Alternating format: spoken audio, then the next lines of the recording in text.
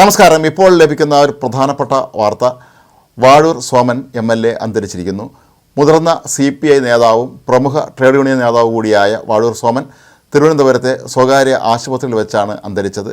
CPI നേതൃയോഗത്തിൽ പങ്കെടുക്കാനായി തിരുവനന്തപുരത്ത് എത്തിയിരുന്ന അദ്ദേഹത്തിനെ ഹൃദ്രോഗബാധയെ തുടർന്നാണ് ആശുപത്രിയിൽ പ്രവേശിപ്പിച്ചത്.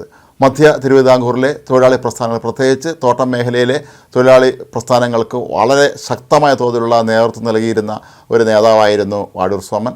ഇതാദ്യമായിട്ടാണ് അദ്ദേഹം ഇപ്പോൾ MLA ആയിരിക്കുന്നത്. നിരവധി മർദ്ദനങ്ങളെയും വധശ്രമങ്ങളെയെല്ലാം അതിജീവിച്ചുകൊണ്ടാണ് അദ്ദേഹം അക്കാലത്ത് മധ്യ തിരുവിതാംകൂറിലെ തോട്ട മേഖലയിലൊക്കെ തന്നെ ട്രേഡ് യൂണിയൻ പ്രവർത്തനം നടത്തിയിരുന്നത്.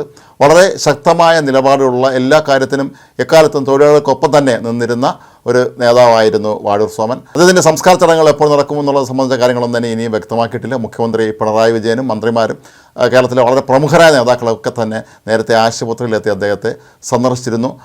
പാർട്ടി ഓഫീസിൽ വെച്ച് ഹൃദ്രോഗബാധ ഉണ്ടായതിനെ തുടർന്ന് മന്ത്രി K. രാജൻ്റെ കാറിലാണ് അദ്ദേഹത്തെ അടിയന്തരമായി തന്നെ തിരുവനന്തപുരത്തെ സ്വകാര്യ ആശുപത്രിയിലേക്ക് എത്തിച്ചത്. അവിടെ എത്തുമ്പോൾ തന്നെ അദ്ദേഹത്തിൻ്റെ നില അതീവ ഗുരുതരമായിരുന്നു. പിന്നീട് മരണം സംഭവിച്ചതായി ആശുപത്രി അധികൃതർ അറിയിക്കുകയായിരുന്നു. ഏതായാലും കേരളത്തിലെ ട്രേഡ് യൂണിയൻ നേതാക്കളിലെ വളരെ തലയെടുപ്പുള്ള ഒരു പ്രമുഖനായ നേതാവിനെയാണ് വാഴൂർ സോമൻ്റെ നിര്യാണത്തോടുകൂടി നഷ്ടപ്പെടുന്നത്. AITUC എന്ന പ്രസ്ഥാനത്തിന് മധ്യ തിരുവിതാംകൂറിലെ തോട്ടം മേഖലകളിലൊക്കെ തന്നെ ആഴത്തിൽ വേരുകൾ ഉറപ്പിക്കുന്നതിൽ വാഴൂർ സോമൻ എന്ന നേതാവ് വഹിച്ച പങ്ക് വളരെ വലുതാണ്. എല്ലാവിധ സമരങ്ങളിലും അദ്ദേഹം മുൻനിര നിന്നിരുന്നു. നിരവധി തവണ അദ്ദേഹം ശാരീരികമായ ആക്രമണങ്ങൾക്ക് വിധേയനായിട്ടുണ്ട്. ശക്തമായ ആക്രമണങ്ങളൊക്കെ തന്നെ അതിജീവിച്ചുകൊണ്ടാണ് വാഴൂർ സോമൻ ആ മേഖലയിൽ, തോട്ടം തൊഴിലാളി മേഖലയിൽ ഈ പ്രസ്ഥാനം കെട്ടിപ്പടുക്കാൻ ഏറെ യത്നിച്ചത്. അതിൽ അദ്ദേഹത്തിൻ്റെ സംസ്കാര ചടങ്ങുകളെ സംബന്ധിച്ച വിശദാംശങ്ങളൊക്കെ തന്നെ പിന്നീട് ഒരുപക്ഷെ പാർട്ടിയായിരിക്കും തീരുമാനിക്കുക. അദ്ദേഹത്തിൻ്റെ ഭൗതികദേഹം അദ്ദേഹത്തിൻ്റെ ജന്മനാട്ടിലേക്ക് കൊണ്ടുപോകുന്ന കാര്യങ്ങൾ ഉൾപ്പെടെയുള്ളതിനൊക്കെ തന്നെ വലിയ താമസമില്ലാതെ നമുക്ക് അതിൻ്റെ കൃത്യമായ വിവരം ലഭിക്കും എന്ന് തന്നെയാണ് പ്രതീക്ഷിക്കപ്പെടുന്നത്.